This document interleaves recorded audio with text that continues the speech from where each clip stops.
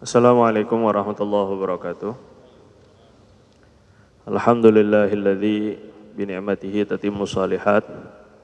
Asyhadu an la ilaha illallah wahdahu la syarikalah wa anna Muhammadan abduhu wa rasuluhu la nabiyya ba'dah. Allahumma shalli wa sallim wa barik wa karrim wa tahannan wa tafaddal wa takarram ala sayyidina wa maulana Muhammad wa ala alihi wa ashabihi wa azwajihi wa dhurriyyatihi wa atba'ihi la yaumiddin, amma ba'du.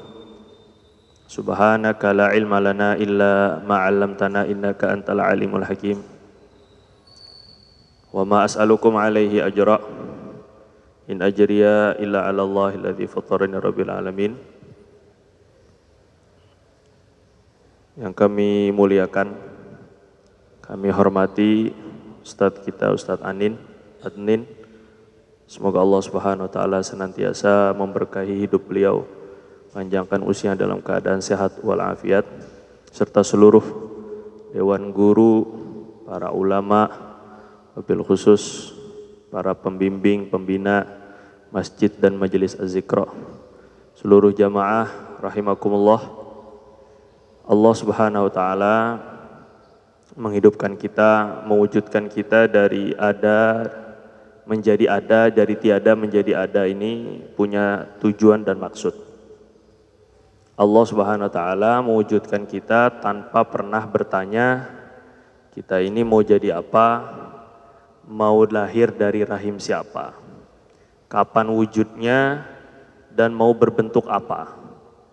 Allah Subhanahu wa taala yang menguasai hidup kita enggak pernah nanya kita ini mau dilahirkan atau tidak. Semuanya murni keputusan Allah Subhanahu wa taala. Maka sebagaimana wujudnya kita di alam dunia ini tanpa kehendak kita, besok pulang kepada Allah Subhanahu wa taala pun juga tanpa kehendak kita. Allah tidak akan bertanya apakah udah mau mati atau belum. Allah tidak bertanya mau mati di mana tuh, Allah nggak pernah kompromi. Maknanya hidup dan mati kita ini murni milik Allah Subhanahu wa taala. Banyak orang yang rajin olahraga, minum vitamin, suplemen, makanannya terjaga, tapi waktunya mati. Banyak orang yang sudah sakit lama, bertahun-tahun stroke, koma, gak mati-mati. Karena memang hidup dan matinya milik Allah. Maka dalam hidup ini tidak boleh semaunya. Karena memang hidup kita bukan milik kita. Kita tidak boleh hidup ini semau kita, tapi harus semau Allah yang punya hidup dan mati kita. Qul inna salati wa nusuki wa mahyaya wa mamati lillahi rabbil alamin. Ini prinsip. Semua salat, ibadah, hidup, mati ini milik Allah dan untuk Allah.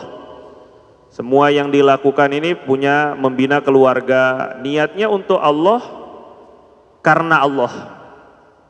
Kita punya nyari rezeki, niatnya untuk Allah, dari Allah, untuk Allah. Kita ini mau sehat, niatnya untuk taat kepada Allah Subhanahu wa taala. Maka tidak ada satupun di dunia ini yang tidak boleh kita jadikan taat kepada Allah. Pakai pakaian niatnya taat ke Allah. Ini kita ini pakai pakaian ini, pakai baju ini, niat apa enggak ini? Kalau enggak niat maka pakai bajunya enggak jadi ibadah. Ibu-ibu yang pakai baju hias semata-mata niat jadi cantik, ini enggak jadi ibadah. Tapi niatnya nutup aurat untuk taat kepada perintah Allah, jadi ibadah. Saat ketika naik kendaraan, mengamalkan sunnah-sunnah yang ada di atas kendaraan, niatnya untuk apa? Niat datang ke sini untuk apa ini? Maka jadi taat kepada Allah. Segala sesuatu yang dipakai untuk taat jadi berkah. Tongkatnya Nabi Musa itu nggak ada apa-apanya. Tongkatnya Nabi Musa itu hanya kayu biasa, pohon dipotek gitu, dipatahin kemudian dipakai untuk gembala kambing. Nggak ada nilainya. Tongkat itu tongkat biasa Pak, bukan dari kayu apa gitu, enggak. Nah ini kayu kita kokah misalnya punya keajaiban ini enggak. Kayunya Nabi Musa itu ya kayu biasa. Cuma kayu ini dipakai untuk taat kepada Allah. Suruh Allah pukul laut, fadrib bi'asakal bahar. Taat dia. Beliau taat, nggak pakai mikir-mikir, ngapain saya mukul laut? Pakai tongkat lagi. Karena taat kepada Allah, barokah. Maka laut pun bisa terbelah dengan tongkat. Kalau seandainya disuruh Allah SWT pukul batu, maka Nabi Musa pukul batu memancar 12 mata air sesuai dengan 12 suku Bani Israel. Barokah. Karena dipakai taat kepada Allah. Suruh lempar, suruh falqi asoka, suruh lempar. Kamu punya tongkat wahai Musa, taat. Maka tongkat ini bisa berubah menjadi ular dan memakan ular-ular, ribuan ular milik para penyihir Fir'aun. Jadi barokah karena dipakai untuk taat kepada Allah. Segala dunia ini yang nggak dipakai taat, maka nggak ada barokahnya, jadi laknat. Tapi dunia ini yang dipakai untuk taat, waktunya, kesehatannya, rumahnya, majelisnya, kendaraannya, pasangan hidupnya, anaknya, dipakai untuk taat kepada Allah, maka barokah hidupnya. Ini dia belajar dari keberkahan Nabi Musa. Nah, di antara taat kepada Allah Subhanahu wa taala adalah kita melakukan perkara yang paling penting di sisi Allah, amal soleh berupa sholat. Sholat ini adalah amal soleh yang paling tinggi. Sholat ini adalah nilai seseorang di mata Allah. Awalnya dilihat dari sholat. Awwalu ma yuhasabu bihil abdu as-sholah. Fa'in soluhat faqad aflaha wa anjah, wa in fasadat faqad khaba wa khasir. Salat itu awal pertama kali dihitung, besok sama Allah hisab adalah salat. Kalau benar salatnya sukses. Sukses itu yang bisa salat dengan baik dan benar. Sukses itu yang bisa salat dengan baik dan benar. Walaupun S2, walaupun gelarnya banyak, tapi sholatnya nggak baik, maka Nabi yang bilang faqad khaba wa khasir, celaka, rugi. Pasti celaka, pasti rugi. Walaupun titelnya banyak, walaupun sarjana, walaupun hafiz Quran, walaupun hafiz hadis, sholatnya buruk, maka pasti kata Nabi rugi dan celaka. Faqad khaba wa khasir. Gak dilihatnya sholat. Di antara perkara sholat yang perlu dibahas adalah sholat musafir. Ini ada di kertasnya masing-masing. Musafir itu artinya melakukan perjalanan. Karena hidup kita ini nggak senantiasa ada di dalam kota tempat kita tinggal. Suatu saat kita perlu melakukan perjalanan keluar negara, keluar daerah, keluar kota, keluar kampung. Bahkan para nabi-nabi itu senangnya itu jalan-jalan. Wah, iya. Tapi nggak kayak kita, jalan-jalan naik gunung, manjat-manjat, tancepin bendera, foto-foto selesai. Nggak ada manfaatnya. Tapi kalau nabi-nabi itu jalan-jalan dakwah, jalan-jalan tafakur, jalan-jalan melihat keagungan Allah, ingatnya Allah. Subhanak ma khalaqta hadza batilan subhanak rabbana ma khalaqta hadza batilan subhanak faqina adzabannar. Ya Allah, engkau pasti enggak nyiptakan ini sia-sia. Ini jalan-jalannya para nabi-nabi ini. Bahkan para sahabat itu jalan-jalannya dakwah. Mereka dari 120.000 para sahabat itu, yang sampai meninggal di Madinah hanya 1000-an aja. Selebihnya berarti berpencar ke seluruh alam, jalan-jalan. Nabi SAW katakan, siyahatu ummati al-jihadu fisabilillah. Jalan-jalannya umatku itu mestinya jihad di jalan Allah.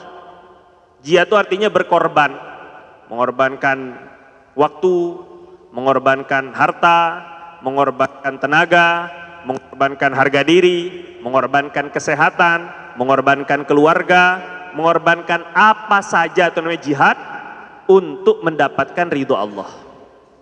Kalau dulu jihadnya itu adalah perang, sebenarnya makna jihad itu bukan perang.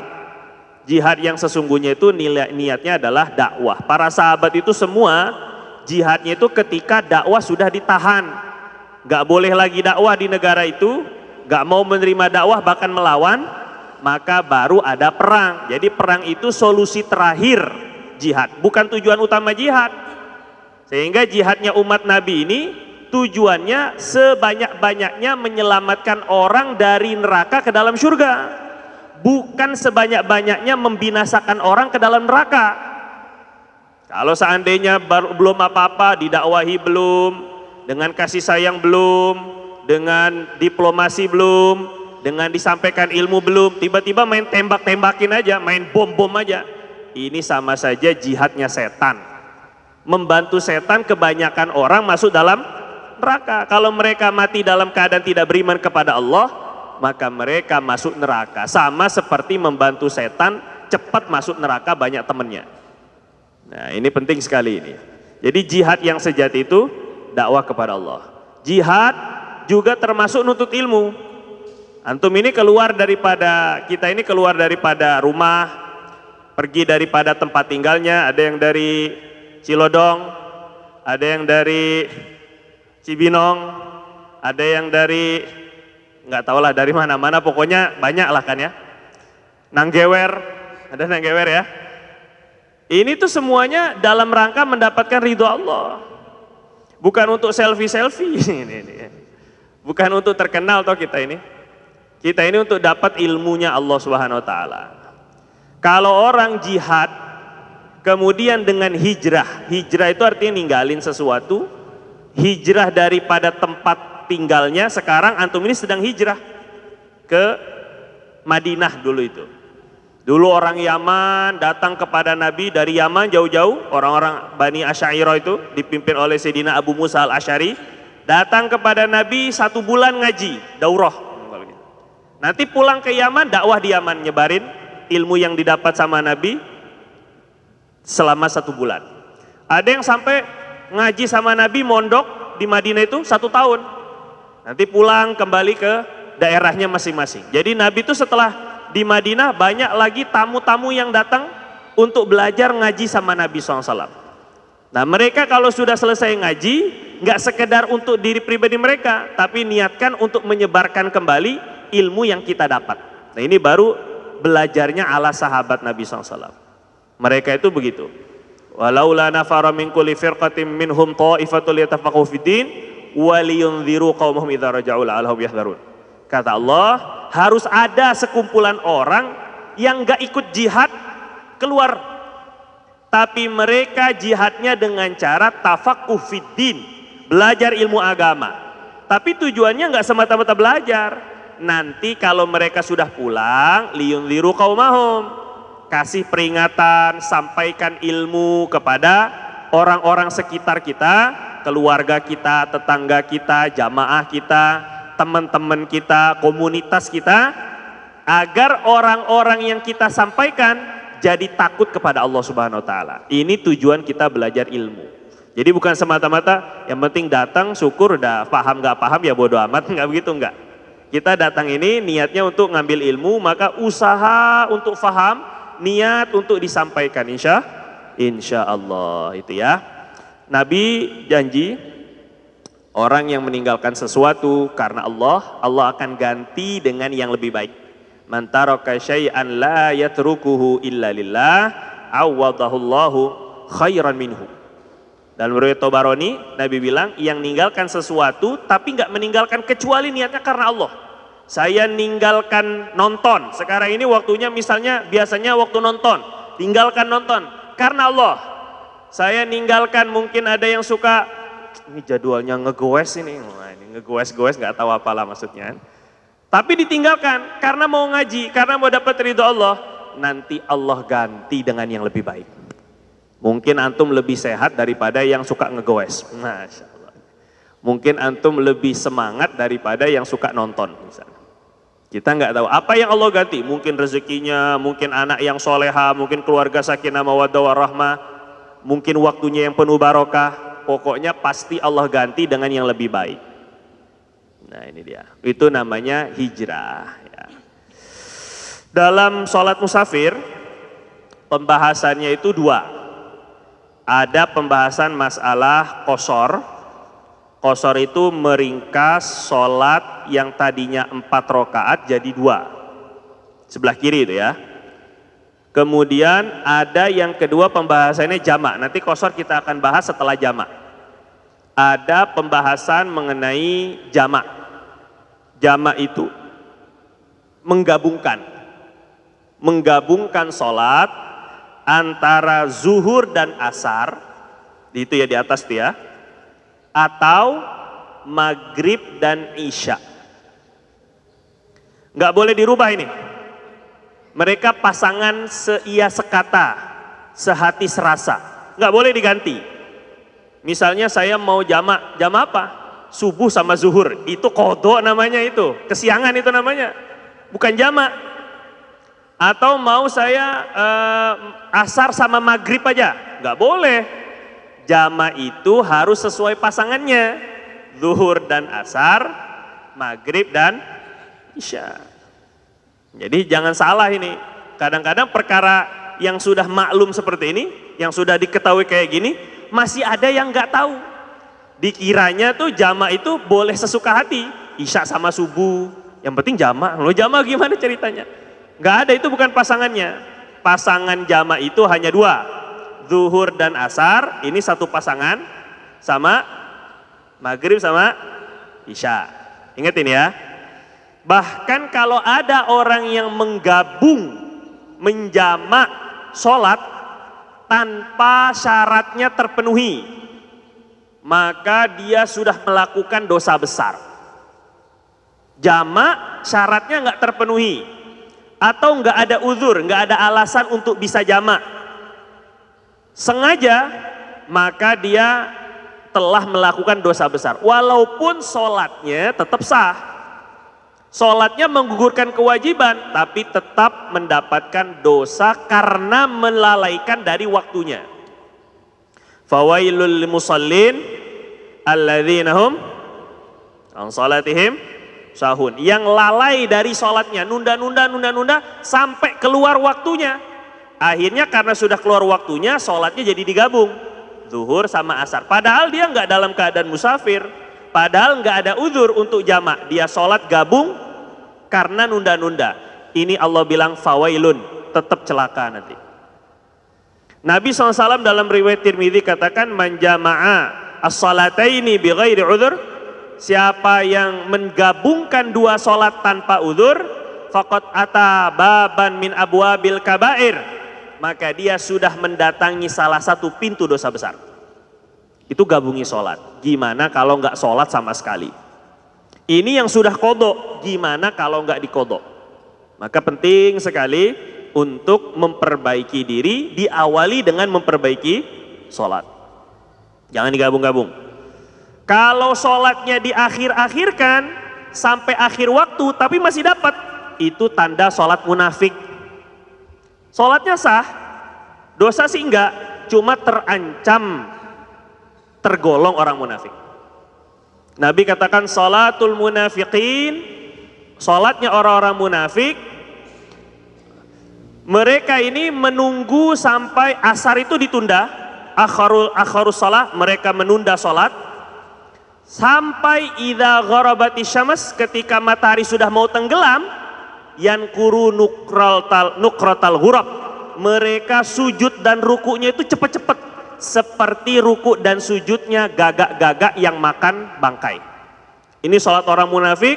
Sholat asarnya dientar-entarin, sholat zuhurnya dinanti-nanti, sampai waktu udah mau habis baru cepet-cepet sholat. Akhirnya ruku dan sujudnya buru-buru, takut waktunya keburu habis, seperti halnya burung gagak yang mematuk-matuk bangkai, kata Nabi. Itu sholat munafik. Ini orang-orang munafik itu bukan nggak sholat. Kalau nggak sholat itu, kalau Imam Ahmad bin Hambal udah kafir.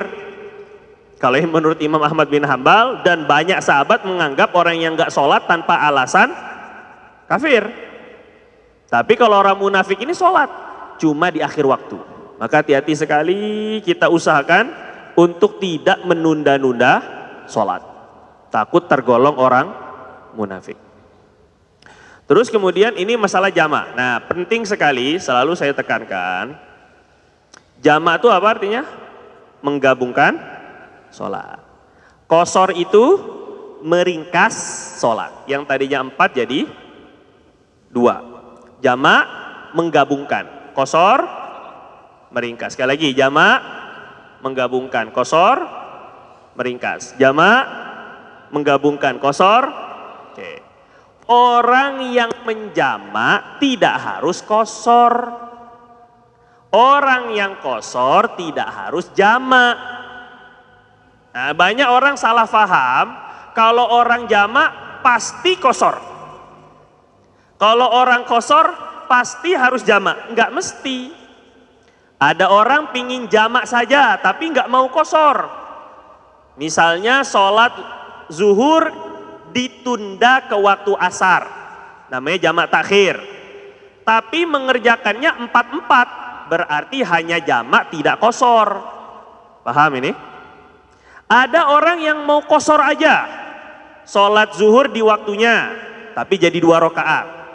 Sholat asar di waktunya, tapi 2 rakaat. Nggak ada yang digabung, ini hanya qashar, tidak jamak. Jadi jamak dan qashar ini 2 perkara yang berbeda, enggak mesti disatukan.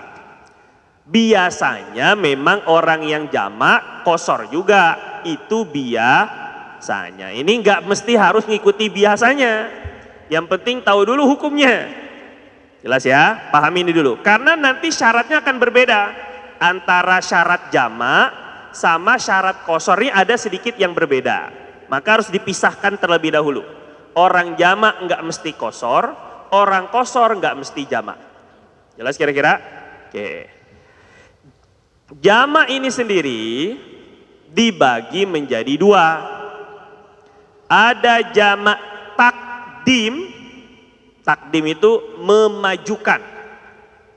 Dari asar dilakukan asar di waktu zuhur, dimajuin. Isya dimajuin ke waktu maghrib, namanya takdim. Ada jamak takhir, menunda. Zuhur dilaksanakannya di waktu asar. Maghrib dilaksanakannya di waktu isya. Jelas ini ya? Kalau ibu-ibu, bapak-bapak repot, ngingetnya takdim apa ya? Takdim, takhir, repot akhirnya. Pas lagi melakukan, biasanya gini, ini musibah kita. Musibah kita ini, belajar pas waktu ngaji paham, pas waktu praktek lupa. Waktu ngaji kayaknya paham banget, pas lagi pulang kampung, jamak yuk. Jamak apa ya? Takdim takhir, lupa nih, istilahnya aja lupa.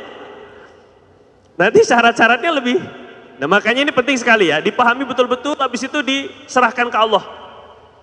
Difahami betul-betul, nanti dititipin ilmunya ke Allah. Minta sama Allah, nanti kalau saya perlu ya Allah, tolong kembalikan ilmu itu kepada saya. Caranya gitu. Ya. Takdim memajukan, takhir menunda, mengakhirkan. Nah, kita bahas yang takdim dulu. Untuk jamak takdim, asar ke zuhur, isya ke maghrib. Oke. Yang pertama syaratnya, ada 6 syaratnya nih ya. Syarat yang pertama, melaksanakan sholat pertama terlebih dahulu. Artinya sholat harus sesuai urutan. Zuhur sama asar duluan mana? Duluan mana? Zuhur. Maghrib sama isya? Maghrib. Maka untuk memajukan sholat maghrib ke waktu isya, memajukan sholat asar ke waktu zuhur, harus dilakukan sesuai urutan. Sholat zuhur dulu, baru sholat asar. Sholat maghrib dulu, baru sholat isya. Kira-kira jelas? Oke, itu yang pertama syaratnya.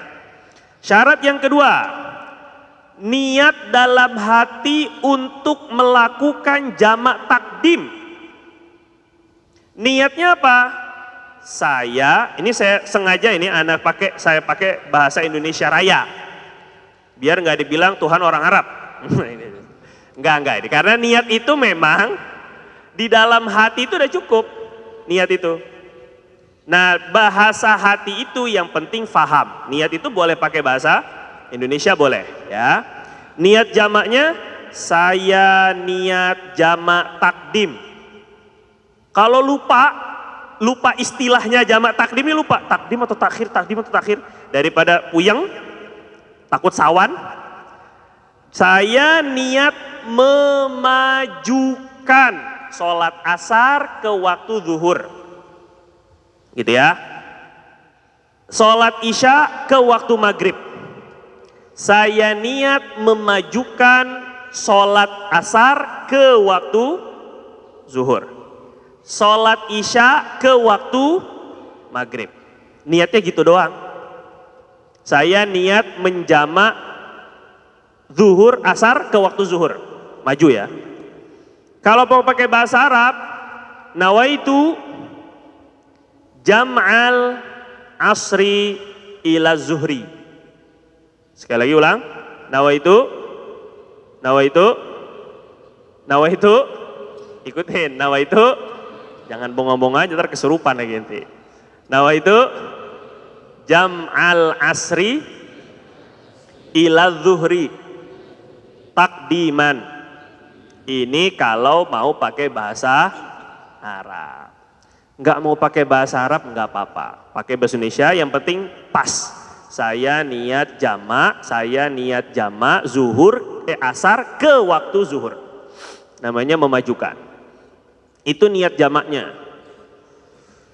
Tapi kok beda sama yang suka diajarin?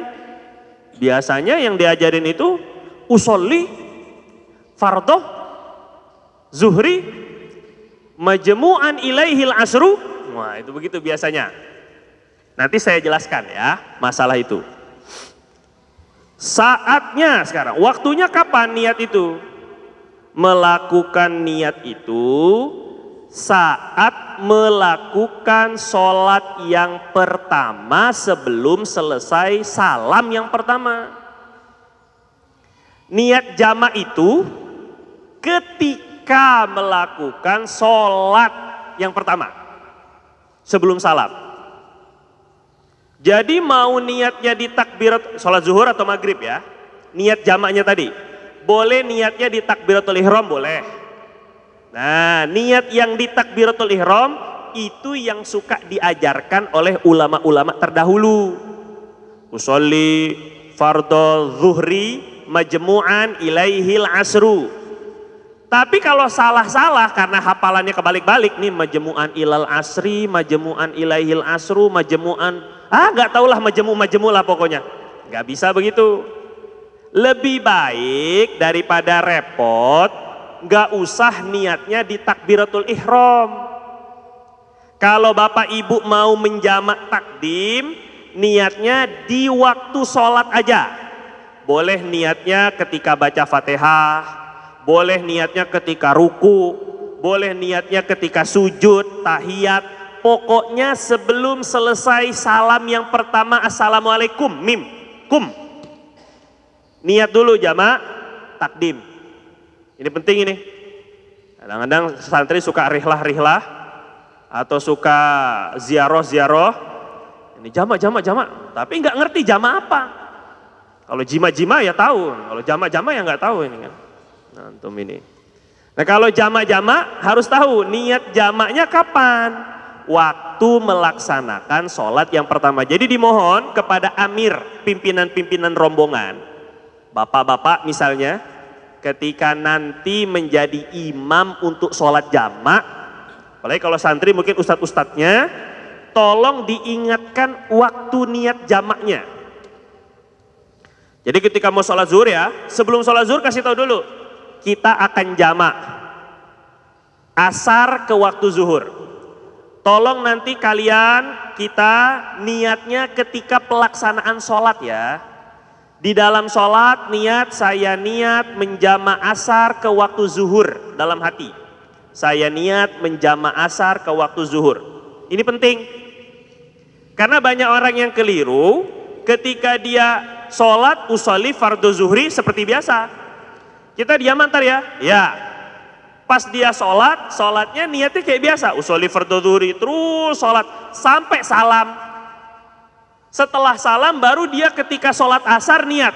Saya niat sholat asar dijamak ke waktu zuhur. Nggak sah. Karena niatnya itu di waktu pelaksanaan sholat pertama, bukan sholat kedua. Nah ini penting ini. Ketika niatnya di waktu sholat asar, pas pelaksanaan sholat, apalagi niatnya belum niat, sama sekali belum niat, pas waktu melaksanakan sholat asar, Allah usolli fardhal asri majmu'an ila zuhri. Ini nggak sah. Kenapa nggak sah? Karena niat jamaknya di sholat kedua. Syarat jamak takdim harus di sholat pertama. Niatnya di sholat zuhur intinya, bukan di sholat asar niat jamaknya. Nanti sholat asarnya seperti sholat biasa, usolli fardhal asri makmuman. Kecuali kalau kosor, usolli fardhal asri kosron makmuman kosron, sama aja boleh bolak-balik. Saya niat sholat fardu asar kosor, itu kalau mau kosor. Tapi jamaknya udah nggak wajib lagi niat jamaknya. Kira-kira jelas nggak ini? Paham ini apa enggak? Jelas ya. Niatnya harus di pelaksanaan sholat yang pertama. Terus, yang nomor 3, syarat jamak takdim, kedua sholat dilakukan tidak terpisah waktu yang lama menurut uruf pertimbangan orang banyak. Penilaian orang banyak ini udah kelamaan belum? Misalnya kalau mau niat jamak takdim antara zuhur sama asar jangan lama-lama. Assalamualaikum warahmatullahi. Assalamualaikum warahmatullahi. Langsung qomat, sunnah qomat lagi ya. Qomatnya sunnah 2 kali, adzannya sunnah sekali aja. Qomat langsung sholat. Jangan zikiran dulu. Sallallahu alaihi wasallam, udah salam-salaman ini. Baru, jamak, nggak bisa. Udah kelamaan tong, ini nggak bisa. Harus segera selesai sholat zuhur, qomat langsung asar. Ini untuk jamak takdim. Jelas ya? Nggak boleh lama. Kalau orang yang sholatnya pakai tayamum, kan nggak ada air. Akhirnya zuhur tayamum tadi kan, sebelum zuhur tayamum sudah. Habis itu sholat zuhur, untuk melaksanakan sholat asar harus tayamum lagi. Karena tayamum itu hanya bisa dipakai untuk satu sholat fardu. Tayamum hanya bisa dipakai buat satu sholat fardu. Sholat sunat terserah, sholat fardu sekali doang. Jadi habis sholat zuhur, tayamum dulu muka dan tangan, langsung sholat asar. Dan itu masih dianggap waktu yang sebentar. Nggak masalah. Kemudian nomor 4, sholat yang pertama sudah dilakukan secara sah. Seandainya ketika pelaksanaan sholat asar atau isya, sholat kedua nih, terus dia ingat, tadi saya baca Fatihahnya lupa di sholat zuhur.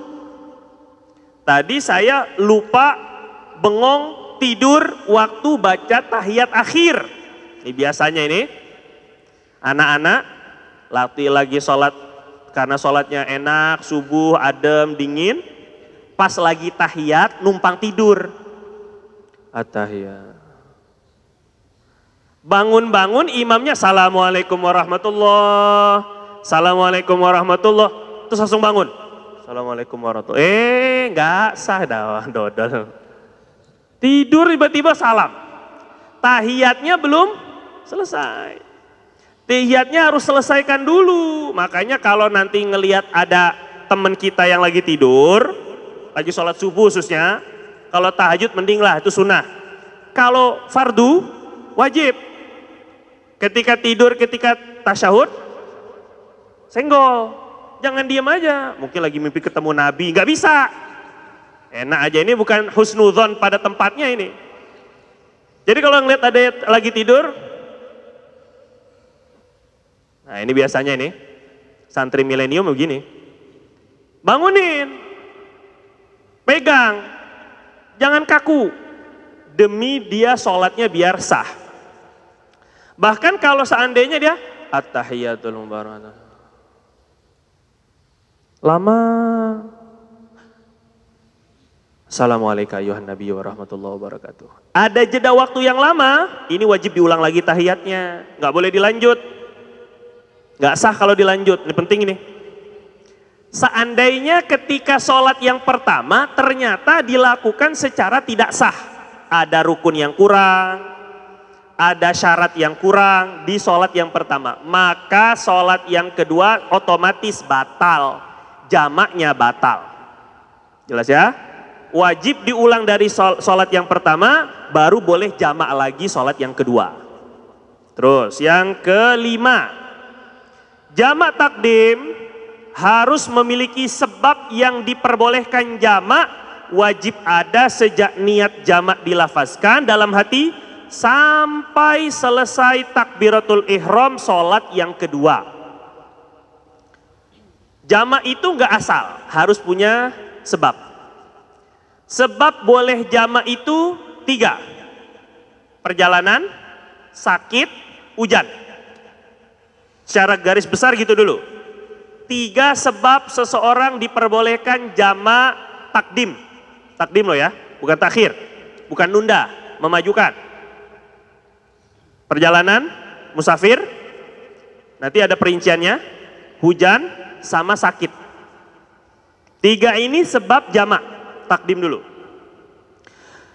Sebab yang 3 ini harus ada sampai takbiratul ihram sholat yang kedua. Begini contohnya. Misalnya kita mau jamak karena hujan. Ketika hujan, ini sholat zuhur ini. Datang ke sini, hujan deras. Nggak ada payung. Nanti syarat-syaratnya hujan jamak boleh. Ada syaratnya nanti. Kalau pulang lagi nanti balik menyusahkan. Maka boleh jamak takdim karena hujan. Tapi syaratnya hujannya harus ada pada sholat yang pertama sampai takbiratul ihram sholat asar. Kalau setelah sholat asar hujannya berhenti, jamaknya sah. Boleh jamak. Lanjutin aja sampai salam. Awalnya datang sholat zuhur, mau sholat zuhur, hujan gede. Akhirnya imam bilang, kata Pak Imam, kata Ustadz, dah kita niat jamak sholat zuhur dan asar sekalian. Seneng kita kan? Pas lagi zuhur, imamnya panjang. Lagi tahiyat, hujannya berhenti. Tahiyat zuhur ini, hujannya berhenti. Maka nggak boleh jamak, karena sebab jamaknya udah berhenti sebelum takbiratul ihram sholat yang kedua. Boleh dilanjutin jamak, ayo cepet bangun sholat asar, langsung takbiratul ihram. Biar keburu hujannya berhenti. Kalau hujannya keburu berhenti, pas udah Allahu Akbar berhenti dia, tahu aja dia. Maka boleh jamak dilanjutin. Karena sebab jamak itu yang penting sampai takbiratul ihram, sholat yang kedua masih ada. Itu ya, jelas saya kira-kira ya. Terus, sebabnya apa saja jamak takdim? Yang pertama, perjalanan. Perjalanan yang bagaimana yang boleh jamak dan qashar? Ini sama ini, perjalanan. Jamak dan qashar sama syaratnya. Perjalanan satu, perjalanan yang tidak diharamkan. Kalau perjalanannya niatnya untuk ke Bali sekedar untuk lihat bule-bule bugil, ataupun juga telanjang, ataupun apalah macam-macam, perjalanannya sudah haram. Nggak boleh jamak, nggak boleh qashar, nggak boleh berbuka di waktu Ramadan. Karena perjalanannya haram. Niat perjalanannya itu haram. Saya mau pergi untuk bunuh orang. Nah ini juga sama, perjalanannya haram. Tapi kalau perjalanannya niatnya baik, niatnya nggak haram. Walaupun nggak mesti sunnah, nggak mesti perjalanan yang sunnah atau wajib. Niatnya mubah. Saya niat buat rekreasi. Rekreasi itu hukumnya mubah. Perjalanannya boleh jamak, boleh qashar. Walaupun selama perjalanan pacaran, haram. Tapi masih boleh jamak qasar nggak? Boleh. Karena yang dilihat niat perjalanannya, bukan apa yang dilakukan selama perjalanan. Paham ini ya? Kalau niat perjalanannya boleh, mubah, diperbolehkan, itu sudah cukup untuk kita boleh melakukan jamak dan qasar. Yang kedua, perjalanannya punya tujuan yang jelas. Nomor 2 ini, syarat perjalanannya punya tujuan. Saya mau pergi ke Surabaya karena mau mengunjungi tempat keluarga, boleh. Saya mau ke Mesir, mau belajar. Udah pernah ke Mesir belum? Belum. Nanti tinggalnya di alamatnya mana? Nggak tahu. Itu nggak apa-apa. Yang penting tahu mau ke Mesir gitu loh. Jadi nggak mesti tujuan tuh harus komplit sama data Google Map-nya ada. Nggak mesti begitu, nggak. Nggak perlu tahu detailnya nanti kemana. Yang penting tahu arahnya mau kemana. Yang nggak boleh jamak itu yang haim. Orang yang melakukan perjalanan kemana arah angin bertiup. Saya melakukan perjalanan kemana takdir ini menuntun. Nggak ada itu. Nggak boleh jamak, nggak boleh qasar. Nggak punya tujuan yang jelas. Ya pokoknya jalan aja nggak jelas. Saya berjalan kemana kaki ini melangkah. Ya iyalah pasti. Jelasin ya.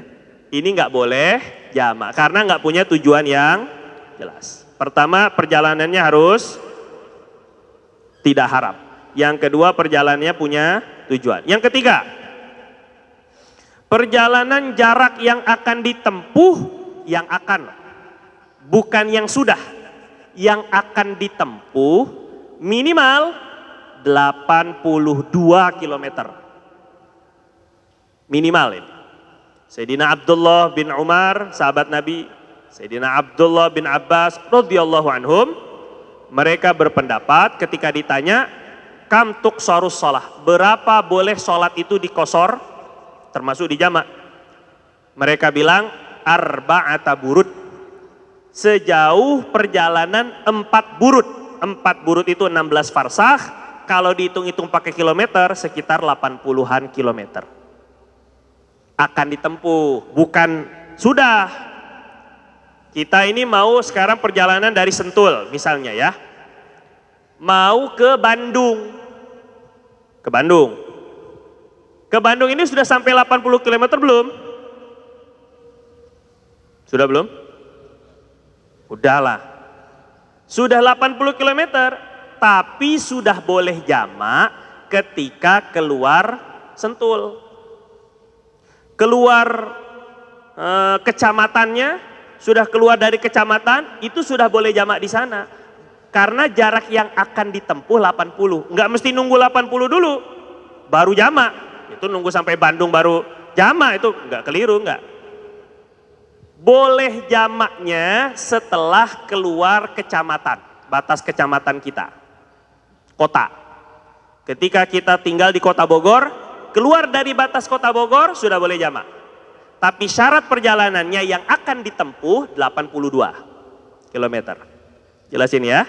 Yang akan ditempuh minimal 80-an. Kalau ragu-ragu nggak boleh. Udah 80 belum ya? 80 belum ya? Ya belum berarti. Berarti belum bisa jamak. Satu-satunya yang lihat Google itu aja.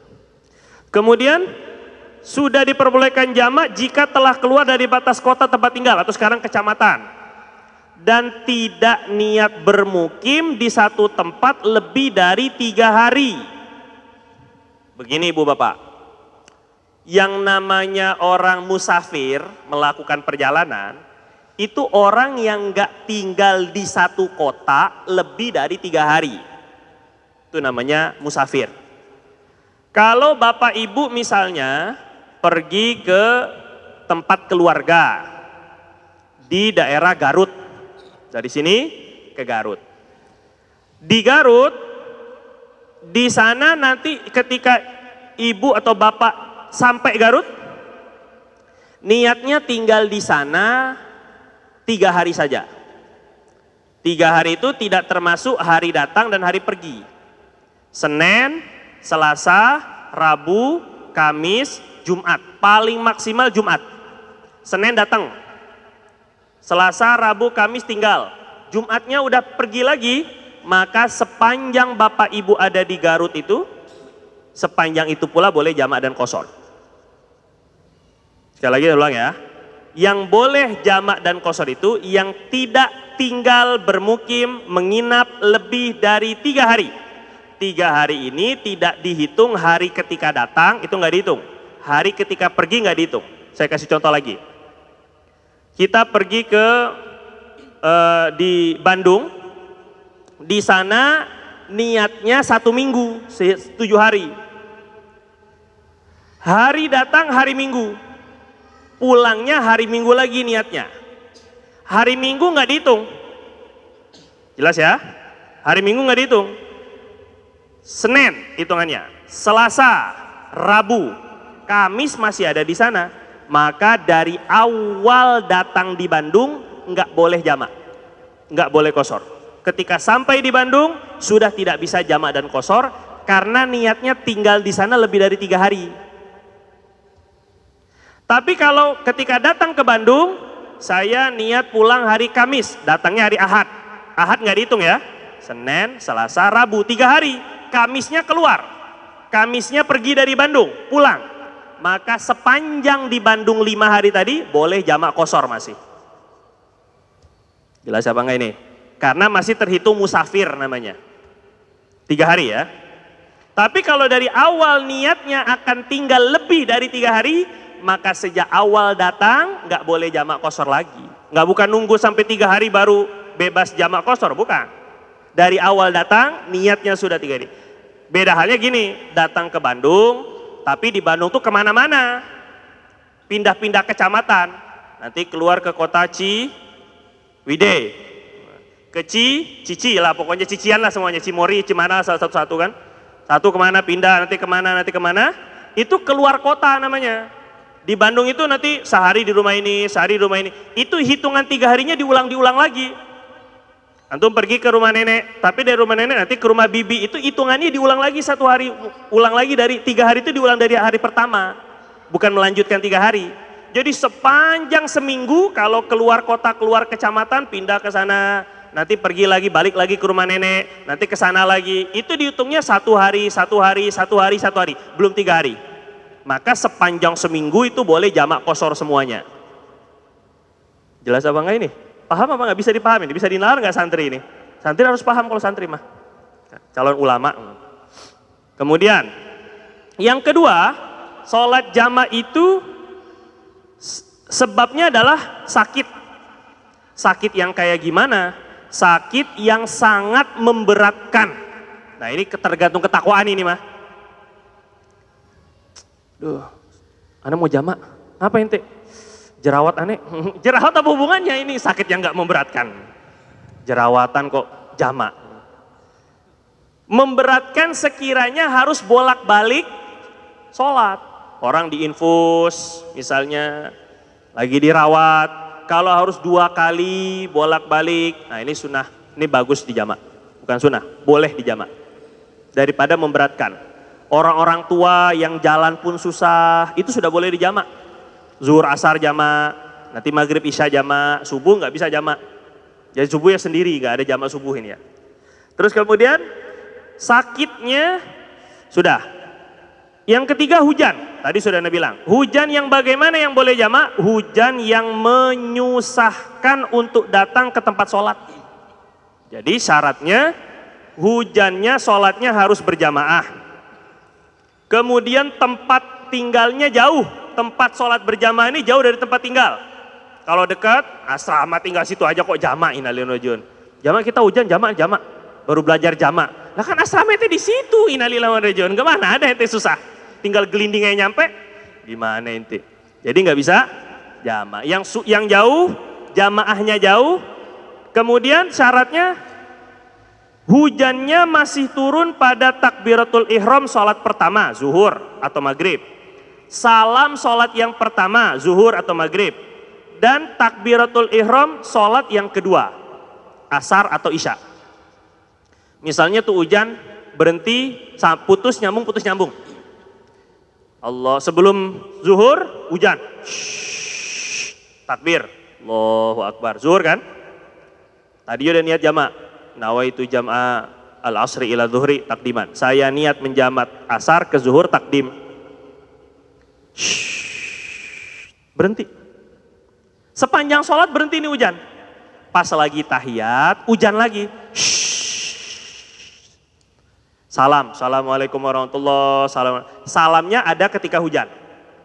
Langsung lanjut ke asar. Allahu Akbar. Shhh. Berhenti. Setelah takbir berhenti lagi nih hujan. Maka sholat jamaknya sah. Yang penting hujannya itu ada di 3 waktu. Ada di 3 waktu hujannya. Ada di takbiratul ihram, sholat yang pertama, salam sholat yang pertama, dan takbiratul ihram sholat yang kedua. Walaupun hujannya di tengah-tengah berhenti, sah jamaknya. Ya, yang terakhir dari syarat jamak takdim, mengetahui secara yakin semua syarat jamak telah terpenuhi. 1, sholat pertama dulu urutan. 2, niatnya di waktu pelaksanaan sholat yang pertama. 3, tidak boleh terlalu lama antara sholat pertama dan kedua. 4, sholat pertamanya sudah pasti sah. Yang kelima, sudah memenuhi sebab-sebab yang diperbolehkan jamak. Kita masuk ke jamak takhir karena waktunya sudah mau habis. Jamak takhir artinya mengakhirkan. Syarat yang pertama, niat. Sama. Niatnya boleh pakai bahasa Indonesia. Saya niat jamak takhir. Saya niat mengakhirkan sholat zuhur ke waktu asar. Niat dulu. Saya niat mengakhirkan maghrib ke waktu isya. Tapi waktu niatnya kapan? Waktu niatnya adalah antara masuknya waktu sholat yang pertama masuk waktu. Berarti ketika adzan zuhur, adzan maghrib, niat di sana. Bukan ketika takbiratul ihram, kan sholatnya nanti nih.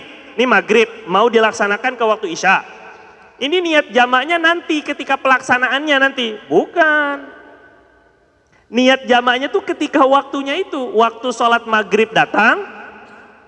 Maghrib. Ayo niat jamak, niat jamak. Niat jamak takhir. Karena ini kita nggak memungkinkan untuk sholat di tengah jalan. Misalnya masih belum ketemu masjid. Niat jamak takhir. Atau lagi macet. Niat jamak takhir.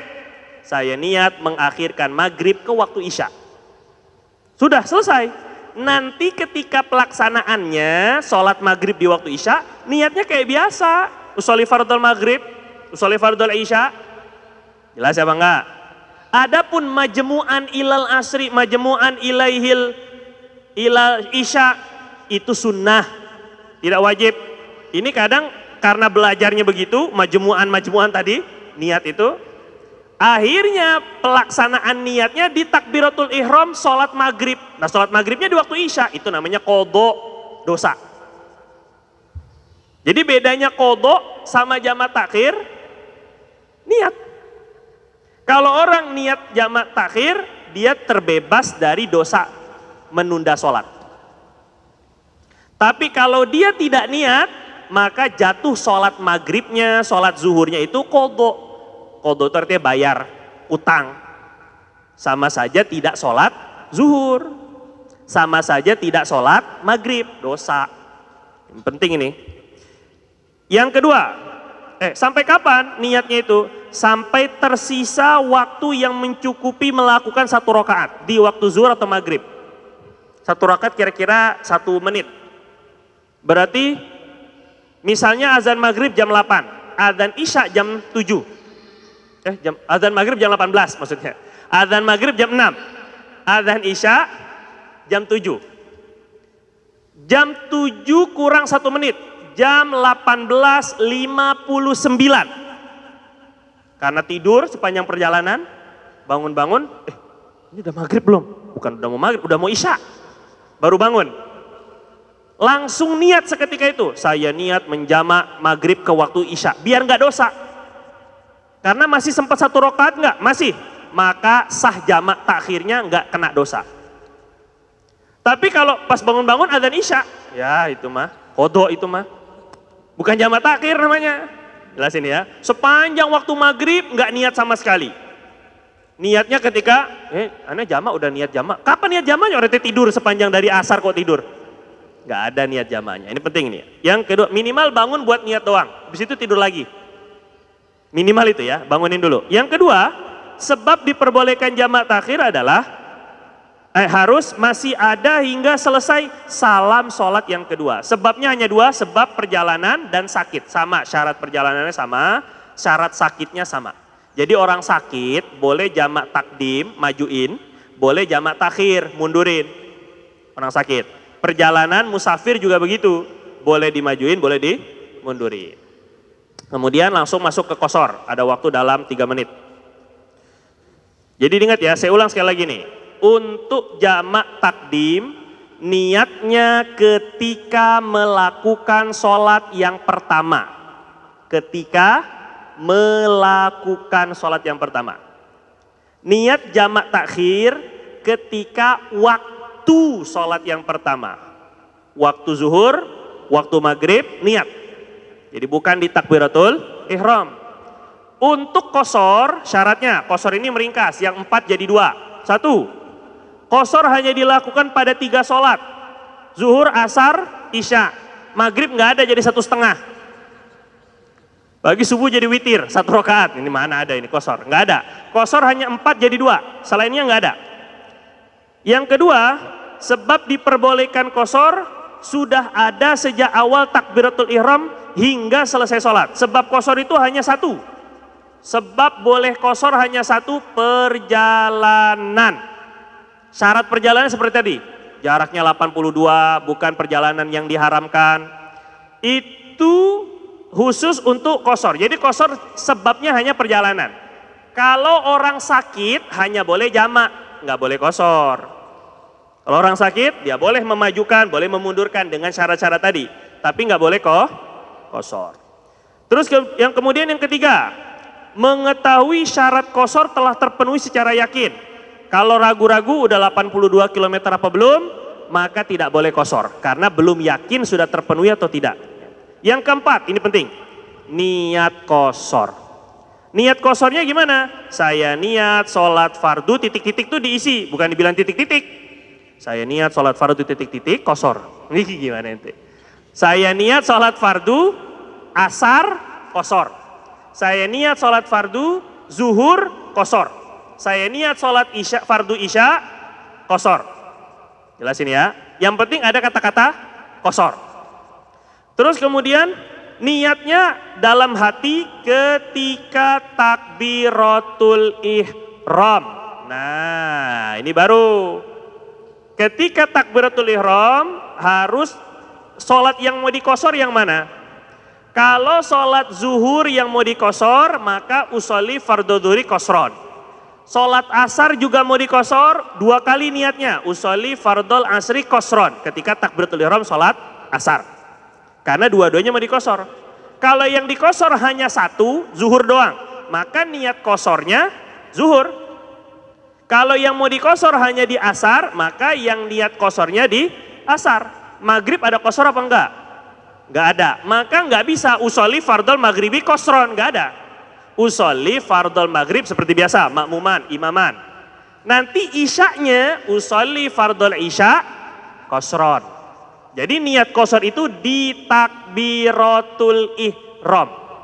Ini penting ya, beda dengan jamak, beda dengan qashar. Jamak takdim, jamak takhir, qashar. Ada 3 ini. Yang kelima, tidak boleh niat bermakmum. Orang yang qashar nggak boleh bermakmum kepada orang yang melakukan sholat secara sempurna 4 rakaat. Walaupun sebagian sholat. Ada orang sholatnya 4 rakaat zuhur. Misalnya ini imam masjid kita. Ada musafir datang ke adzikro, musafir. Dia mau qashar. Tapi masbuk, dia ikut dengan imam di rakaat keempat, zuhur. Niatnya qashar, nggak boleh, nggak sah.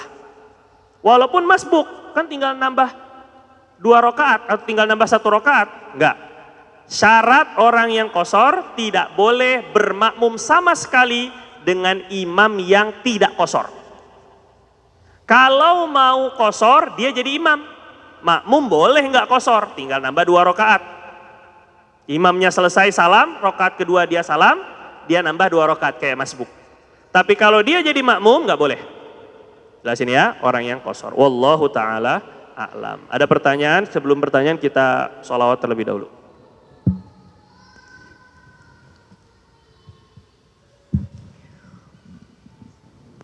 Sallallahu